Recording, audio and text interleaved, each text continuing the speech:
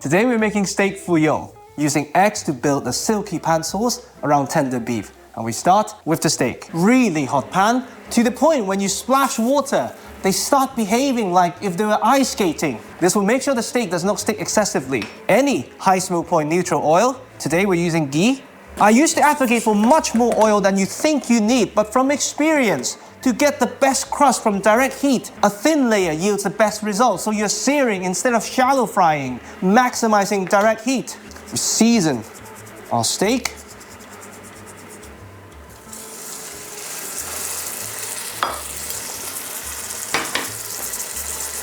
Of course, ideally, if time permits, do this ahead of time. Leave it in the fridge uncovered for the salt to really work its magic, to meaningfully penetrate the flesh, to season evenly, and tenderizing the steak in the process. Press it down to maximize the surface area that is in contact with the hot pan.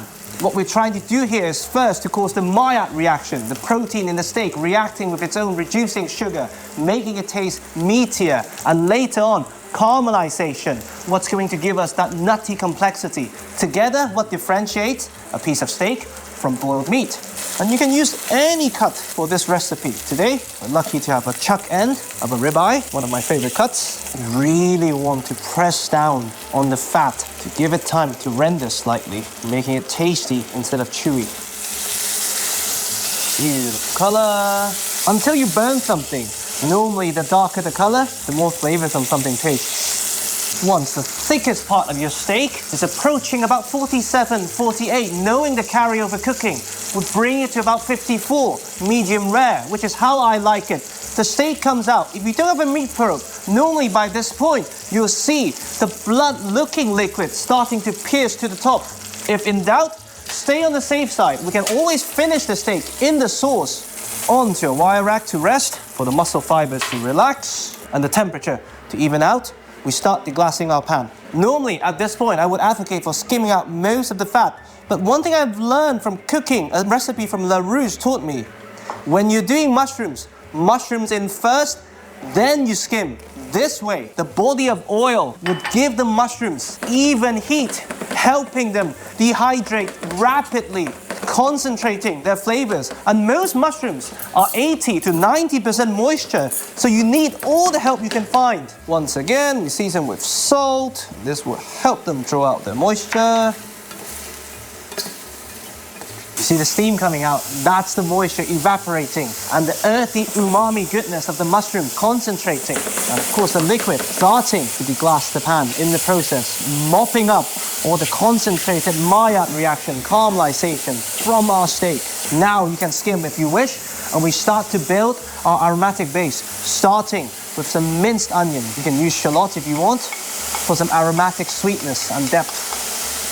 At this point, you can lower the heat slightly so that the natural sugar of the onion does not start to burn. To start building the Foo Young profile, some scallion whites. Of course, the recipe is a guideline in terms of how to build a pan sauce and how to utilize the eggs. You can use anything you fancy and chop them however you like.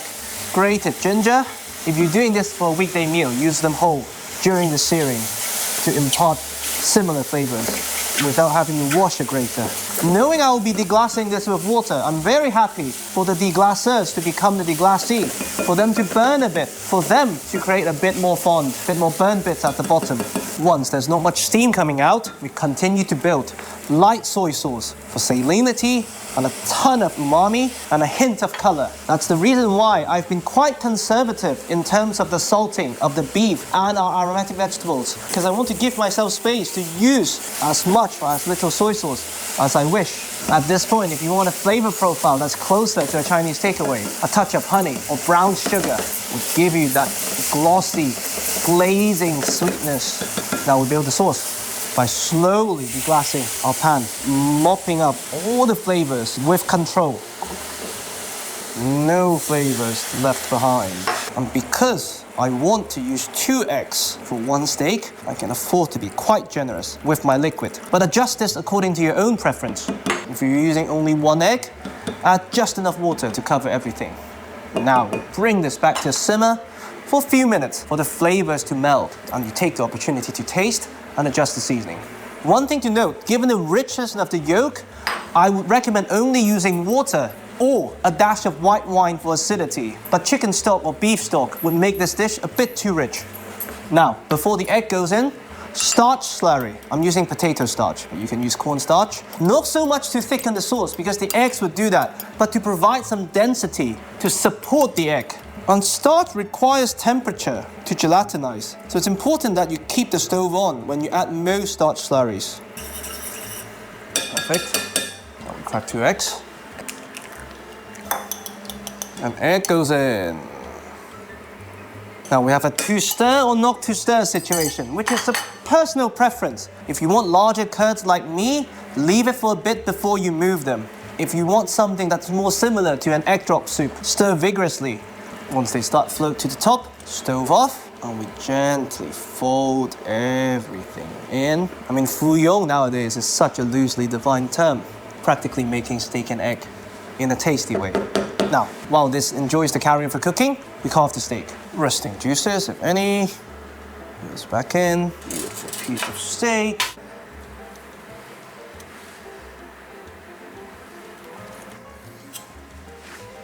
Perfect. Spoon of silky egg all around. Beautiful. To finish, some scallion green on top. And that's Steak Foo Young.